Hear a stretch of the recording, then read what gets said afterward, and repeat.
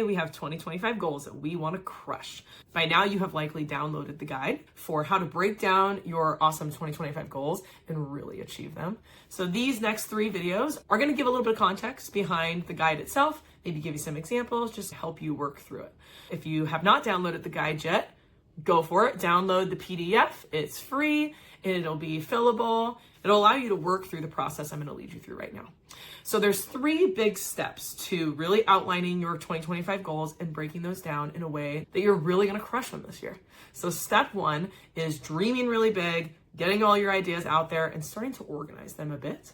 Step 2 is to break down those goals into some achievable steps. And then step 3 is to make a plan to stay on top of them and really crush them. So in this first video, we're going to break down that first step of dreaming really big and organizing your ideas. I always recommend brainstorming in the way that feels best for you. So for me, I can tell you, I love getting in front of a whiteboard. I just feel like my ideas are limitless in a big limitless space. So whether it's a whiteboard or a notebook, the notes app on your phone, a Google Doc, a Word doc, just talking it out with a friend or a colleague or a peer, however works best for you to get all of the ideas out of your head, that's where I want you to start. You'll notice in the guide, there is a space for this if you want to capture those there. So just get all your ideas out there. Don't be thinking about what's realistic, what's not. I just want you to get it all out of your head. So then the next step is to actually start to organize those and make sense of when are they realistic to really achieve. So how you're going to do that is you're going to break those down into 3 categories. The first category is long-term or long-range goals. Think goals that are a year plus out.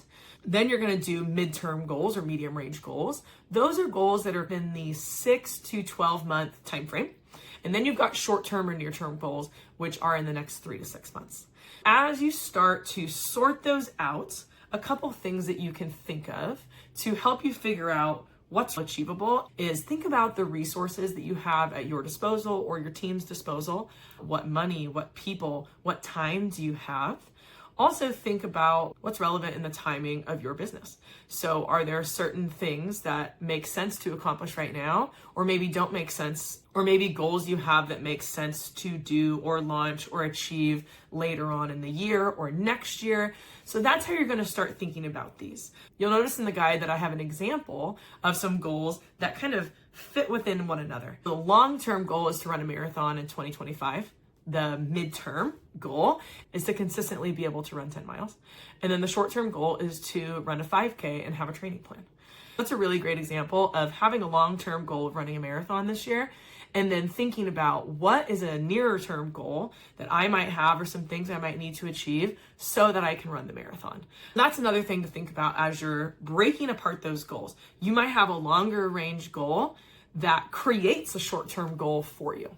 That's just step 1. Get all your ideas out there, start to sort them out into these different buckets. And then the next step is we're going to break down what's in that near term.